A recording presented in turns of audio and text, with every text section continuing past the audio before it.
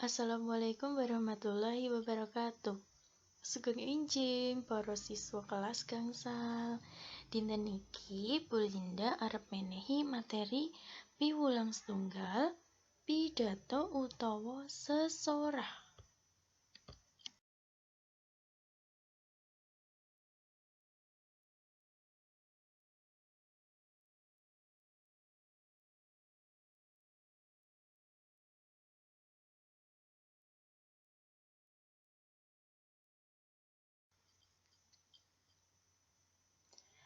Saderenge Bu Guru badhe tanggap, napa to sing diarani pidato utawa sesorah iku?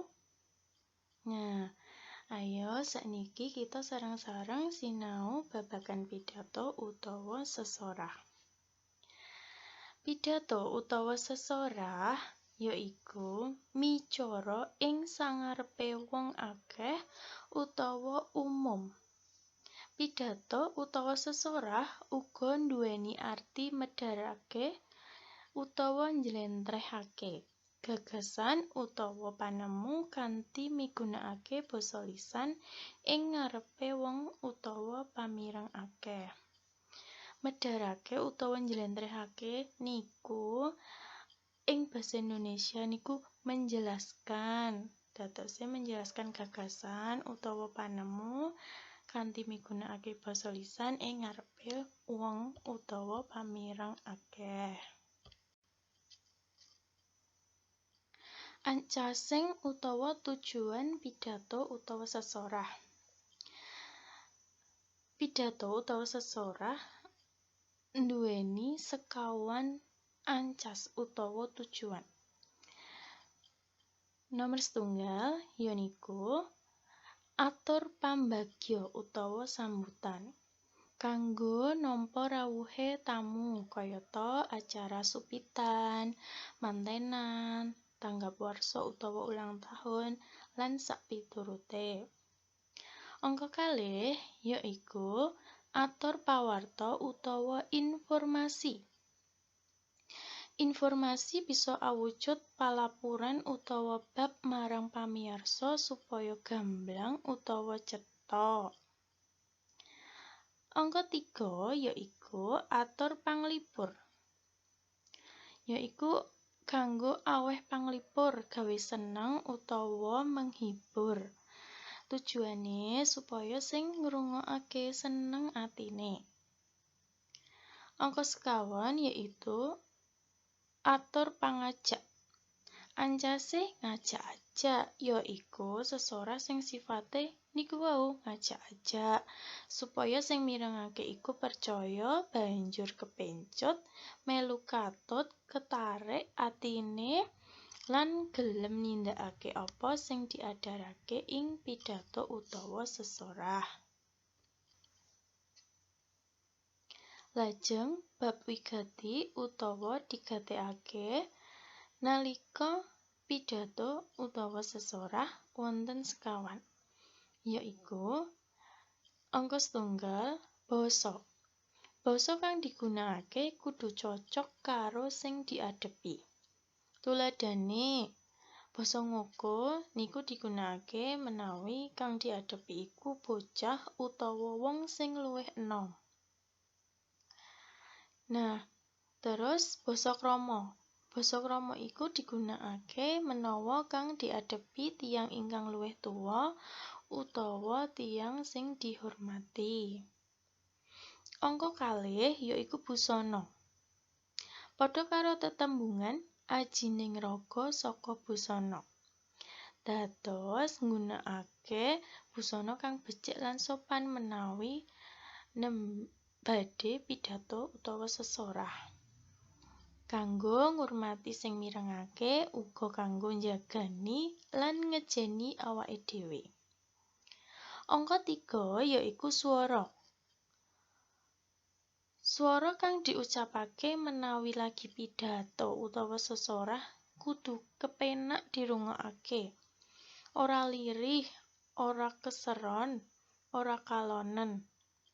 Kudu cetha lan ora kecepeten. Saengga kang diwedharake utawa dijelasake gampang dingerteni karepe. Angka sekawan yaiku solah bawa, tindak tanduk utawa sikap. Anggone sesorah kudu mantep lan tatak.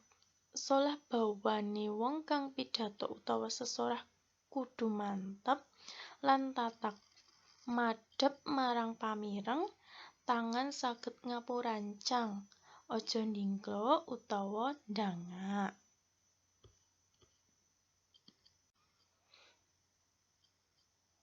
Kajaba bab wigati utawa sing digatekke nalika pidato utawa sesorah, wonten bab kang kudu disingkiri nalika pidato utawa sesorah.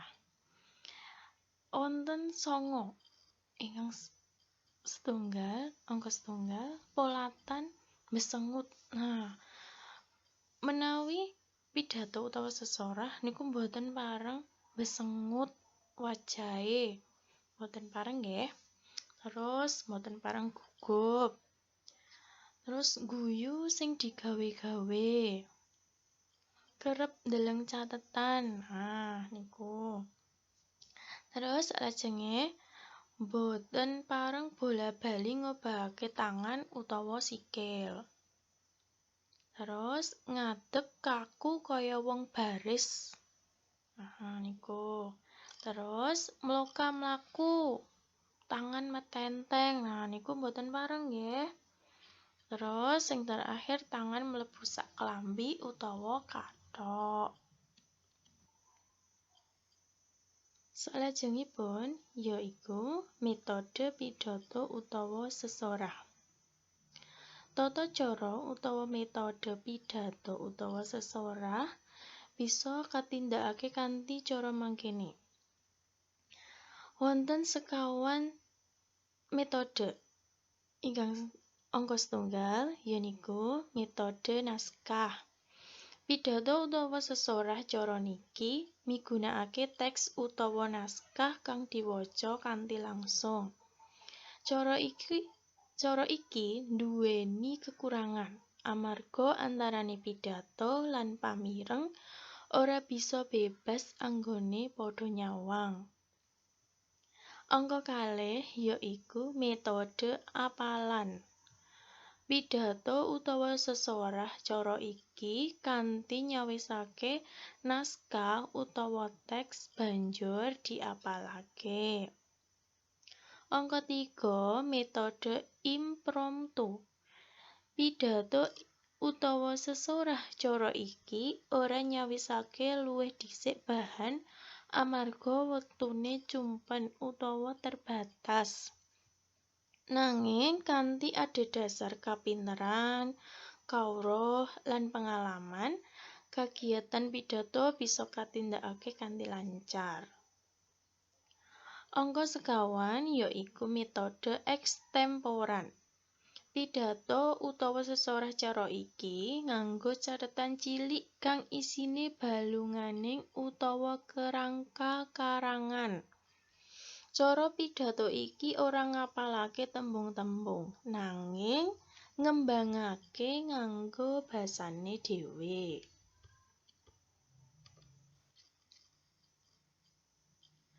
Pidato utawa sesorah niku uga wonten urut-urutane. Urutane pidato utawa sesorah wonten 6, yaiku setunggal salam pambuka. Ngucapake salam marang tamu kang rawuh. Angka kalih yaiku purwaka. Ngunjukake syukur marang Gusti Allah lan pakurmatan marang para tamu. Angka 3 yaiku isi utawa wigatining atur utawa surasa. Isine bab kang penting sing bakal diaturake manut marang acarane. Angka sekawan pangarep-arep. Isine bab sing disuwunke utawa diarep-arep saka sing kagungan kersa marang tamune, umpamane donga, pitutur lan sapiturute. Angka gangsal yaiku panutup. Isine nyuwun pangapura. Ingkang nomor 6 utawa terakhir yaiku salam panutup. Ngucapake salam panutup pungkasane pidato utawa sesorah. Para siswa, sakniki gatekno tuladhane pidato utawa sesorah niki nggih. Bu Guru badhe menehi conto pidato utawa sesorah kang manut urut-urutane lan macane pidato utawa sesorah. Ayo dirungokake. Assalamualaikum warahmatullahi wabarakatuh. Wilujeng enjing para rawuh sedaya. Ibu Kepala SD Negeri 3 Kemudo ingkang kinurmatan, Bapak Ibu Guru ingkang kula hormati, lan kanca-kanca ingkang kula tresnani. Monggo langkung rumiyin kita sesarengan ngaturaken puji syukur dumateng Gusti ingkang Maha Kuwaos amargi sampun paring kanugrahan arupi kasarasan saengga ing wekdal menika kita saged makempal ing enjing menika. Ing enjing punika kula badhe ngadharaken bab kasarasan lan karesikan lingkungan. Kasarasan saged kita jagi wiwit saking griya kita. Salah satunggaling cara kagem jagi kasarasan inggih menika griya kedah resik, ugi saged dipunlebeti hawa resik lan seger. Hawa menika saged lumebet saking jendela, pintu lan ventilasi. Kejawi punika kita saged njagi karesikanipun lingkungan griya kanthi mbucal sampah ing panggenanipun supados boten sumebar lan ndamel sarang penyakit.